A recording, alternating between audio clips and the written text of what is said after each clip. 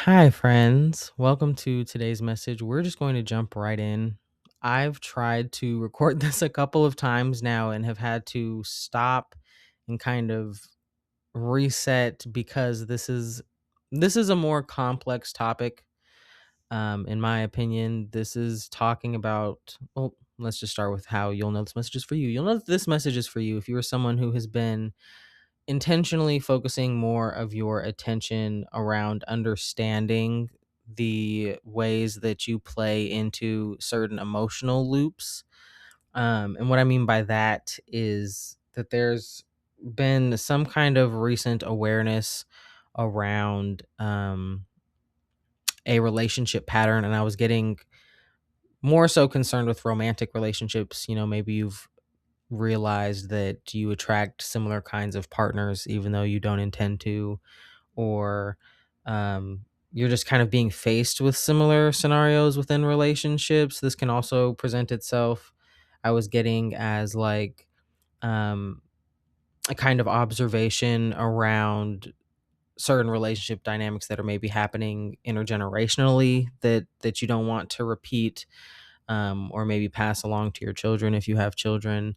This is just some kind of heightened awareness that I was getting, may be perceived as like an increased sensitivity that may be causing a level of discomfort that we'll get into and talk about. Um, but ultimately, this is just increased awareness around specifically emotional patterns within relationships, in the ways that our responses to those emotional reactions can keep us bound within them, even though they're causing us, pain or suffering. Um, this is going to touch a little bit on manifestation in a way that I haven't heard talked about too often, at least in online, like spiritual spaces, I should say. Because we are always manifesting, we are just doing it subconsciously. So usually when people are wanting to manifest, this is about making it more conscious because people are not happy with what has been manifesting. But this is talking about how, not even just in a perception kind of sense, but in a literal, the way our magnetic human emotions help create and attract actual experiences within this reality, right? So let's just get into it. I'm going to try to keep this short and sweet, and maybe we will go into this with future videos. But one example I was getting really strongly was entertainment.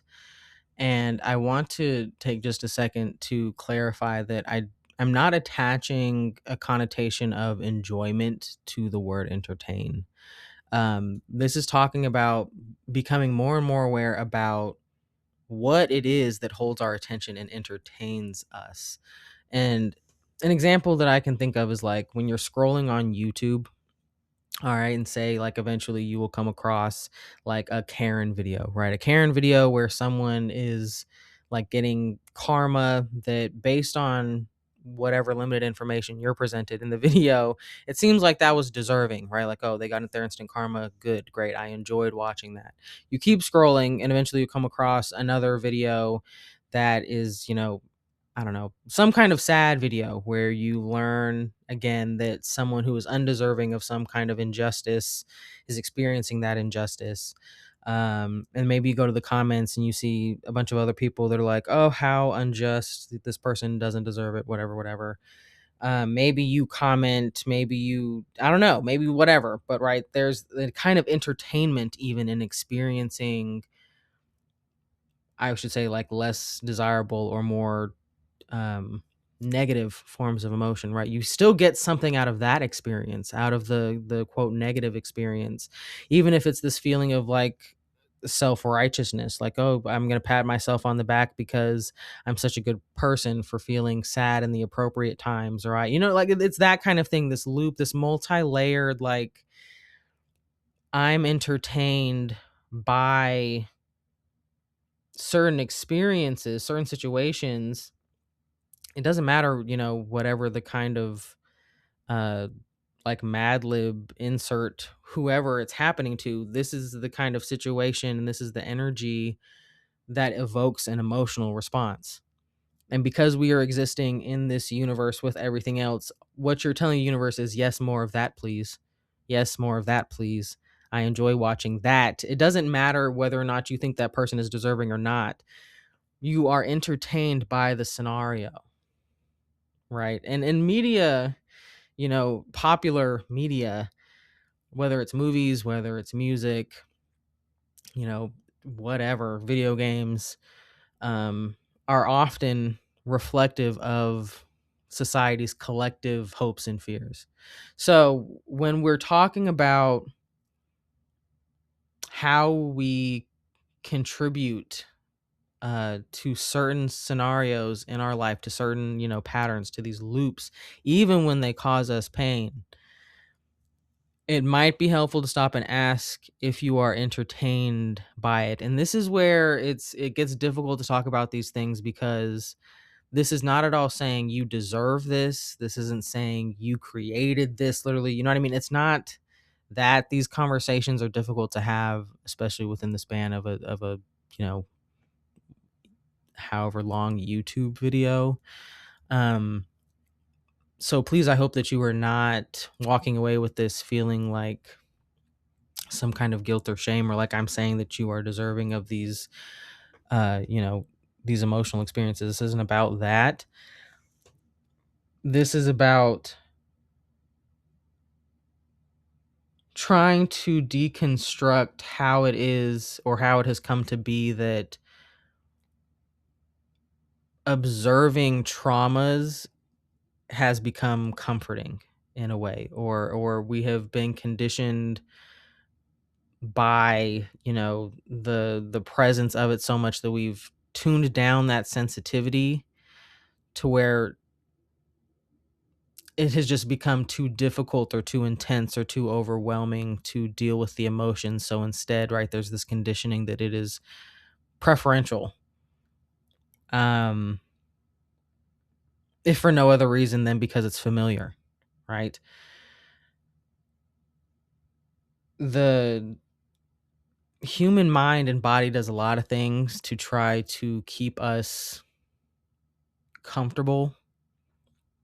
um more so to comfort us after really difficult things. So if you find yourself leaning towards forms of entertainment that are violent, or maybe really, really sad, or, and I'm not saying that happiness is like some indicator that everything is perfect. This is about becoming flexible and allowing whatever emotions need to be moved through, to allow them to move through you. Um, it is a little interesting because there's I'm seeing I pulled a few cards on this just because, again, this is such a complex topic when we are getting into emotional, like, patterns and loops. Um I do want to say that there is something here about a opportunity that is going to present itself. There's a choice that comes after the decision to remain open, or to reopen oneself. If you feel like you've kind of shut down and closed yourself off, this Nine of Wands is kicking off the reading.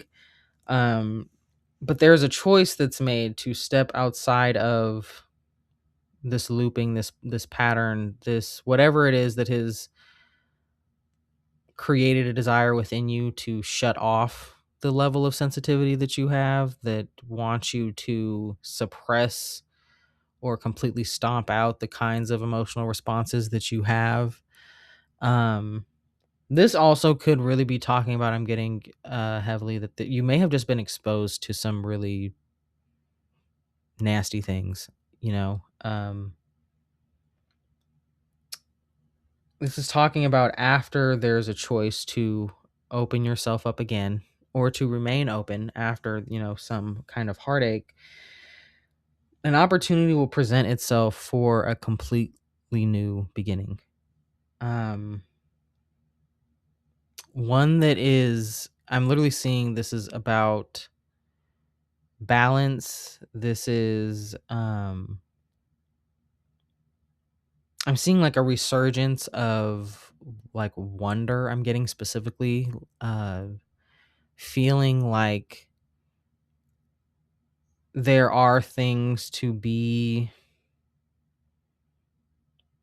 This is like a renewed sense of connection to not just yourself, but like your ability to connect with others that maybe has felt cut off for some time. Is that making sense? This is like, um, being able to kind of approach relationships and connections and opportunities with a sense of curiosity and wonder, like children do, instead of with suspicion and hesitation and anxiety the way that a lot of adults do.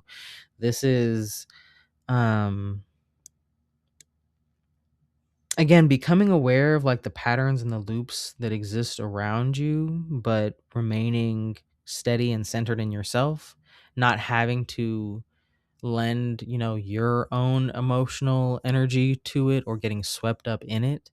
This is about having the kind of clarity and care for your own well-being to lovingly step outside of certain relationships. So this could be, this justice that is appearing here. This could be talking about, a more of a natural end to relationships. I'm not seeing anything negative about this. This is, again, this whole experience feels very expansive. Like there will be more room to breathe after what it is that you're going through. Right now we are in the kind of like restricting, like, I don't know, inhale part before the exhale. If that even, um if that makes sense. There is a little bit of a note about a kind of, sadness that's rooted in nostalgia. Like, I think this level of awareness is going to move a lot of people outside of what is known, and by that really could mean, communities, connections, people that you understand or are coming to understand that you can't solve these problems for them, right? Your awareness, I think you very well could be in that stage where you're trying to kind of wake the people up around you. You're trying to show them what it is that you've observed, um, to varying degrees of success. But ultimately, it's, I think you're realizing that if anyone is going to make a change, it has to be you, and you might have to do that on your own, for now, or first, or whatever it is. So there's that kind of little note. You are being encouraged and supported right now. Don't feel like you have to wait for anyone else to have the same realization, that you have had. And I know that can feel heavy. It can feel like you're almost leaving people behind. It can feel like a kind of betrayal. Um, I'm being reminded of a quote from Ram Dass where he once said that you morally have no right, to end another person's suffering. Um, and that can be a harder one to fully grasp if you are standing and really identifying with the the feeling of a feeling, if you understand what I'm saying. I hope that this reading helped. That's all that I have for you guys today. It would not surprise me if we revisit this kind of, theme in future, messages, but I'm sending you guys all the love and support. You got this. I will see you guys next time. Oh, If this reading resonated and you want to let me know, feel free to drop a like or a comment. I really do love hearing from you guys. And if you want to know next time I post a video, go ahead and hit that subscribe button. All right. I hope to see you guys next time. Bye.